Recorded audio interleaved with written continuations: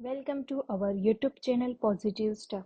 સ્વામિનારાયણ હરે વચનામૃત ગઢડા પ્રથમ પ્રકરણનું પાંચમું. આગ્રહપૂર્વક ધ્યાન કરનાર ઉપર ભગવત કૃપા થાય એનું. સ્વામિનારાયણ હરે સંમત 1876 માગસર સુધી અષ્ટમીને દિવસ શ્રીજી મહારાજ શ્રી ગઢડા મધ્યે દાદા ખાચરના દરબારમાં વિરાજમાન હતા અને સર્વે શ્વેત વસ્ત્ર ધારણ કર્યા હતા અને પોતાના મુખારવિંદની આગળ પરમહંસ તથા દેશ દેશના હરિભક્તની સભા ભરાઈને બેઠી હતી.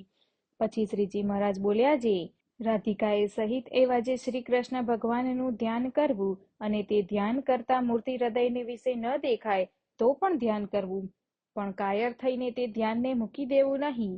એવી રીતના જે આગ્રહવાળા છે તેના ઉપર ભગવાનની મોટી કૃપા થાય છે અને તેની ભક્તિએ કરીને ભગવાન એને વશ થઈ જાય છે.